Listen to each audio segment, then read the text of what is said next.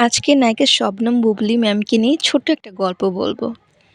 বুবলী যখন নতুন নতুন চলচ্চিত্রে অভিনয় শুরু করেন, চারপাশে অনেক সমালোচনা। কেউ বলেছে সে সাংবাদিক ছিল, নায়িকা হবে কী করে? কিন্তু বুবলী হার মানেনি। প্রতিদিন সকালে আয়নায় নিজেকে বলতেন, তুমি পারবে। একদিন এক ছোট্ট মেয়ে তার কাছে এসে বললেন, আর সেই ছোট্ট মেয়ের নাম ছিল লিলি। আপু, আমি বড় হয়ে তোমার মতো হব। তুমি তো কাউকে ভয় পাও না। বুবলির চোখে ভিজে গেল।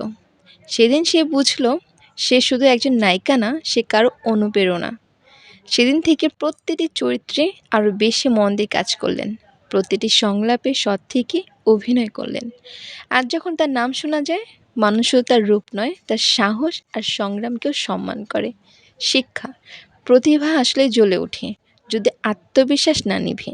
বুবলিই তার প্রমাণ। সুতরাং এটা শুধু একটা গল্প ছিল, তারপর কথা কিন্তু সত্য। কেমন লাগলো অবশ্যই আমাদেরকে জানাবেন এবং আমাদের পাশেই থাকবেন। ধন্যবাদ।